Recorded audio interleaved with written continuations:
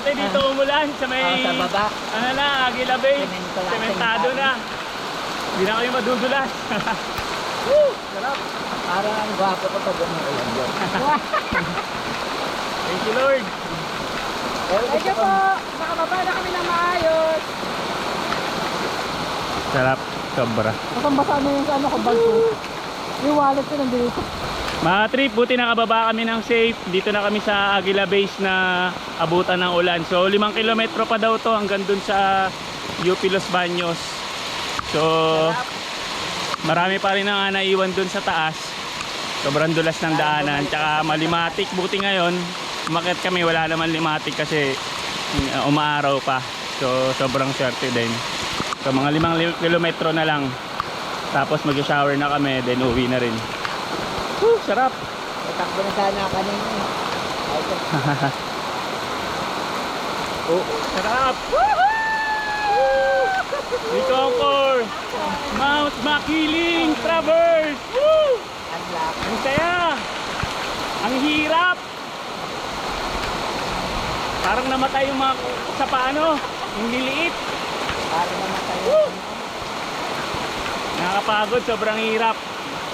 Ang daming paakyat, daming paahon, pababa. Ganda oh. Ang sarap. Buti na lang dito na umulan talaga kasi kung umulan dun sa bundok, sobrang dulas dito. Lalo tayo babagal. Sobra, oo. Wala pa nga ulan dito. Sarap, nakaka-refresh. May dalawang tongkod din na. Tanggal na yung selas ko. Isa ko nung pinutulot. Sarap mga trip. Di ba, Ale? Nako, ano man eh, na-unlock niya naman eh. Di masama. Ang lamig na, ang lamig. Unlock Mount Makiling Traverse. Hindi kami basta-basta. Di kami basta-basta na ba? Sarap.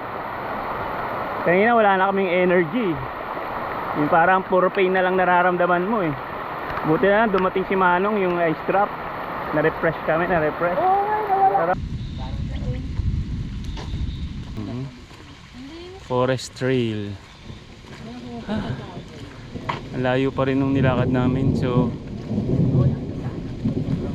nasa ano na tayo? Station na tayo? Station 8. So walong station pa. Minto na yung ulan. Pero sobrang na-refresh na kami. Ganda dito, lalaki ng mga puno talaga. Try mo na sa Laguna tayo na para lang mag-ano, hiking, magpakapa. Ang cellphone ko. Mga trip pag naglakad kayo dito parang forever road eh. Parang hindi na siya natatapos. Hindi na kami dumadating doon sa pinaka station 1. Sobrang nakakapagod.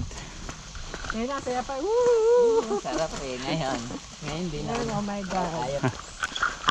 Kala namin ano na tapos na ng paghihirap namin doon dahil may sementadong daan na eh. Ang layo pala. 5 parang di lang 5 kilometers eh. Mali yung sukat nito, patingin sa inag sila, iba-iba eh. Layo. Yan na mga katrip, finally. Natapos namin yung forever road, ang tagal.